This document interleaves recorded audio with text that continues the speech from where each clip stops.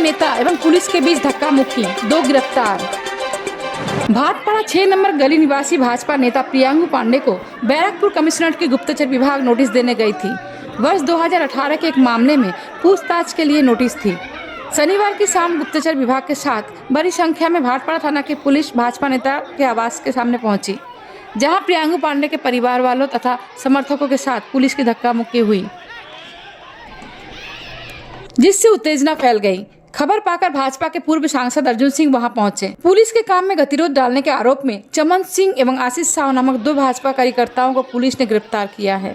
प्रियांगु पांडे का आरोप है कि अगस्त में उन पर गोली चली थी। मामले की जांच एनआईए कर रही है, जिसमें कई बड़ी हस्तियां बेनकाब होगी, इसीलिए बदले की भावना से पुलिस उनके यहां पहुंची थी। अन्यथा 2018 के मामले में 2024 में नोटिस देने का कोई औचित्य नहीं है।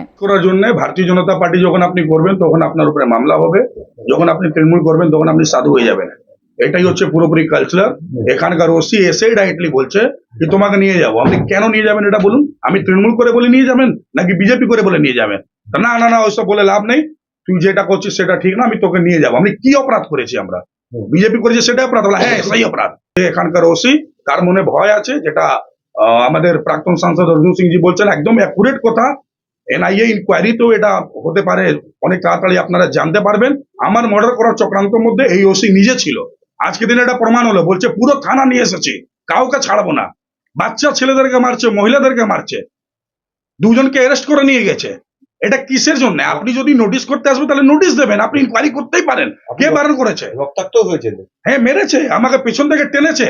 এবার পিছন থেকে ওসি, টোটালি ওসি। আর এখানকার যে পিসি ওসি আছে সে সুব্রত বলে, ভাটপাড়া থানা। কেসটা দেখছে ডিডি ডিপার্টমেন্ট। ভাটপাড়া থানা ওসি কোথা থেকে আসছে? ভাটপাড়া ওসি থানা কি করতে আসলো? বলছে পুরো থানা নিয়ে এসেছি।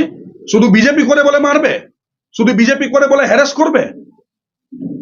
2 জন সঙ্গীকে আমার গ্রেপ্তার করেছে, যেহেতু আমার সঙ্গে ফাইট করছিল। পুলিশকে বলছিল কি যদি আপনি নোটিশ নিয়ে এসেছেন নোটিশ দিন, আপনি যান বাড়ি।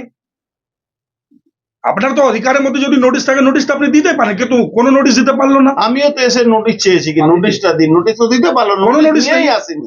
इस प्रसंग में भाटपाड़ा नगर पालिका के वाइस चेयरमैन देवज्योति घोष ने कहा कि उन्हें पूरी मामले की जानकारी नहीं है।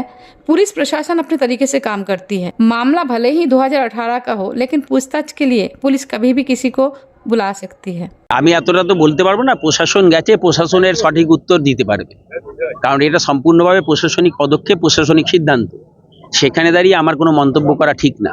সংসদ বলছেন 2018 সালের মামলা 2024 সালে এসে মনে পড়েছে পৌরসভার বা প্রশাসন। হতেই পারে। সতীদাহ প্রথা কতদিন চলেছে? 100 বছরের বেশি চলেছে।